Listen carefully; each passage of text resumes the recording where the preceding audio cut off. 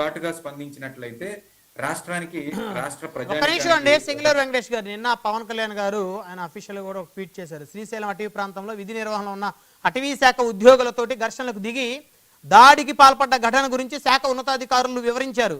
ఈ ఘటనలో శాసనసభ్యులు ఆయన అనుచరుల ప్రమేయంపై విచారించి సవివరంగా నివేదిక ఇవ్వాలని ఆదేశించాను. బాధ్యులపై నిబంధనల ప్రకారం కేసులు నమోదు చేయాలని స్పష్టం చేశాను.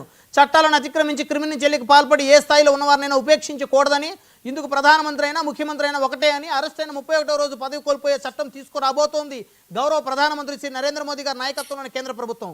మేము తప్పు చేసిన బాధ్యులను చేయమని రాష్ట్రంలో గౌరవ ముఖ్యమంత్రి శ్రీ చంద్రబాబు నాయుడు గారు, నేను కూడా ఇద్దరం శాసనసభలో స్పష్టం చేశాము. నిబద్ధతతో నియంత్రణతో విధులు నిర్వహిస్తున్నాము. కాబట్టి ప్రజాక్షేత్రంలో ఉన్నవారు ముందుగా తమను తాము నియంత్రించుకోవాలి.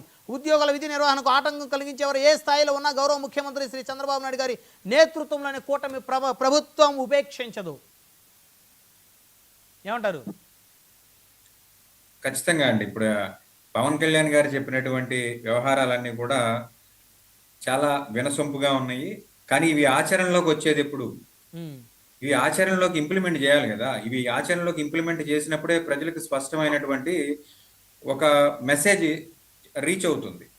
కానీ ఇలా ట్విట్టర్లోనో లేకపోతే వాళ్ళ యొక్క శాఖల యొక్క పర్యవేక్షణలో జరిగేటువంటి ఈ ఉత్తర ప్రత్యుత్తరాల్లోనూ ఈ వ్యవహారాలు ఉంటే కాదు, ఇవి ప్రజాక్షేత్రంలోకి నేరుగా రావాలి. ఎమ్మెల్యే గారి మీద కేసు కట్టడం కాదు, తక్షణమైన చర్యలకు రావాలి.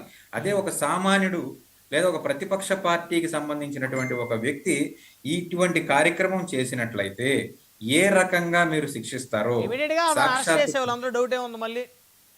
సాక్షాత్తు కేసులు పెట్టి వదిలేసే పరిస్థితి ఉంటుందా బ్రహ్మనాయుడు గారు? పక్క రాష్ట్రాల్లో ఉన్న వాళ్ళనే పట్టుకొచ్చి మరి ఈ రోజు లోపలేసినటువంటి ఒక చరిత్ర మనం ఈ రాష్ట్ర ప్రభుత్వంలో చూస్తున్నాం. ఇది మాత్రం నిజంగా చాలా ఇది ఖచ్చితంగా దురదృష్టం అండి. ప్రభుత్వ ఉద్యోగం మరి అక్కడ ఉన్నటువంటి అక్కడ జరిగినటువంటి చర్య ఏదైతే ఉందో అటవీ శాఖ సిబ్బంది